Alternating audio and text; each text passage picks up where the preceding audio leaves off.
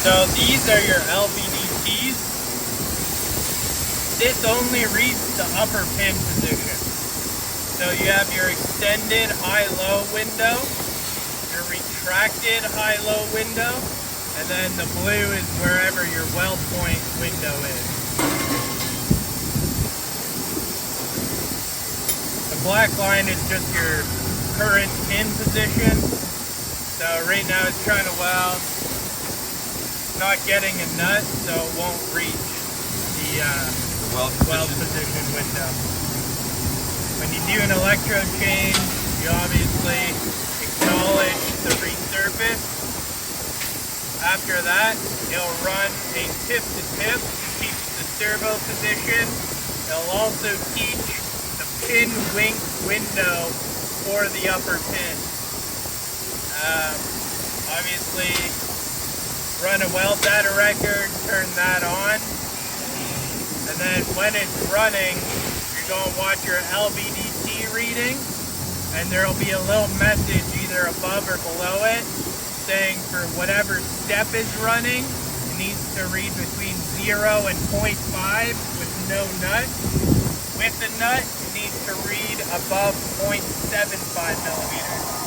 So if the number here is reading, we were reading 0.66, so we had to resurface the electrode, make the electrode shorter, so the pin would get pushed in farther past that 0.75 millimeter mark. Okay.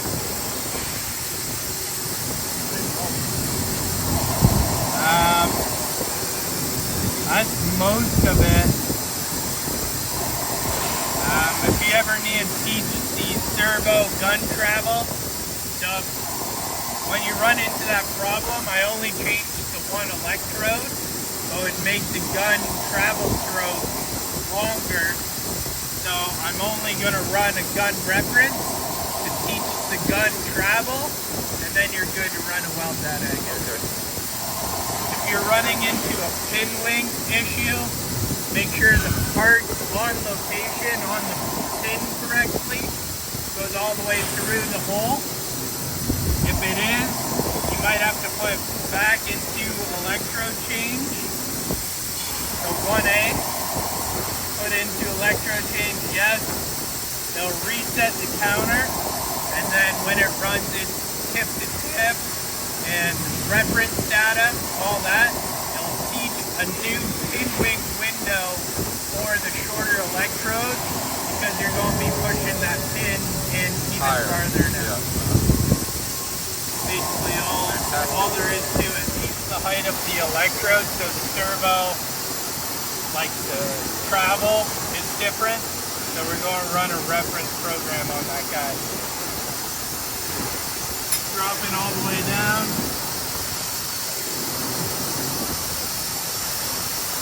That's not normal.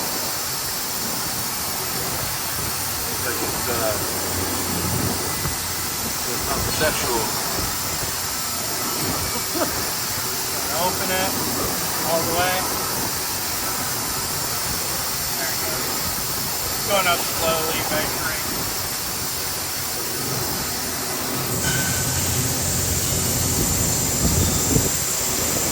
We'll reach the top, then we'll just throw it in auto.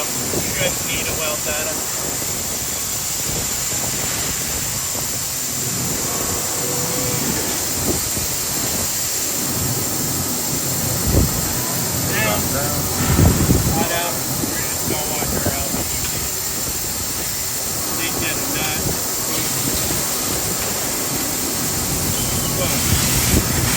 This one shows you the last weld.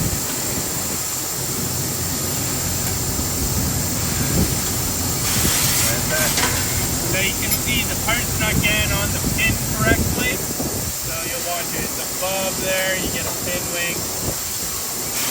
And just because the gun's pushing it up there onto the pin the first try, then it welds the second try.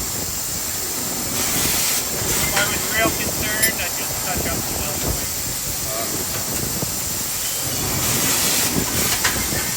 When it pin wings on here, you don't have to be that worried. It might be the part pushing the pin up too far. If you get a pin wing on data, you gotta like check the part, knowledge, the pinwing, quality concern, try again. Now if you get on your weld data a whole bunch of times, it would touch up the location.